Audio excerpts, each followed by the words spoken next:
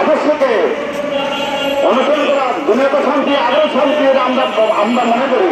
আমরা মুসলমান জাতি আজকে তার চরিত্রে সম্বন্ধে পরিবর্তন করেছেন সেই ইন্ডিয়া এক হিন্দু সম্প্রদায়ের নেতা। এটা অত্যন্ত একটা খারাপ চিন্তা।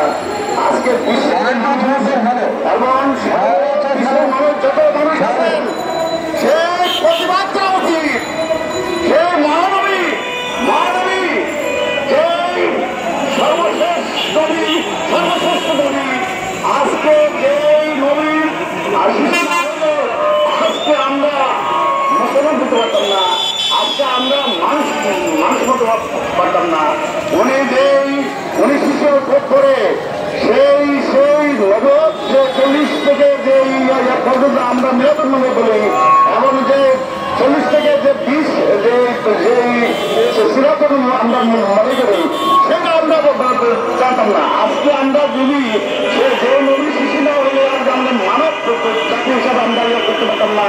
যে নবী যে শিশু করে যে ইসলাম হয়ে যে ধর্ম হয়ে উনি ত্যাগ করেছিলেন, সবাই করেছিল, উনি যে নেতৃত্ব দিয়েছিল ওনার নিজের পাইছে নিজের জানার পাইছে সে আমাদের মহানবী হযরত মুহাম্মদ সাল্লাল্লাহু আলাইহি ওয়াসাল্লাম। আজকে আমরা মুসলমান হয়ে আমরা মানব জাতি হয়ে বসে আছি।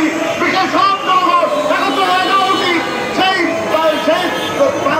প্রতিবাদ করা উচিত, সবাই প্রতিবাদ করা উচিত, সবাই রাস্তা নেওয়া উচিত এবং সব দেশের বিকাশ হওয়া উচিত, বিকাশ হওয়া উচিত এবং তার সেই সবাই রুখে দেওয়া উচিত এবং বাংলাদেশ সরকার অনুরোধ করি যে তাদের যে বিষয় আছে তাকে তাই জানেন না জিনিসটা বলা উচিত যে কেন একজন ব্যক্তি তার একটা দল কেন আমাদের সারা বিশ্বের নবী শুধু বাংলাদেশের নবী নয়, উনি শুধু আমেরিকার নবী নয়, শুধু ইংল্যান্ড নবী নয়, উনি সারা বিশ্বের নবী।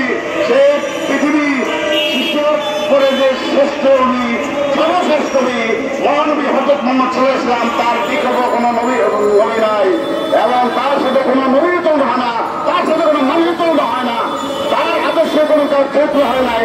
আজকে দেখেন জগৎ ইয়া হোক হোক কোরআন যত কিছু হোক যত জায়গায় হোক যত হাইকোর্টের জগৎ তার যে আদর্শ তার যে মুখের বাণী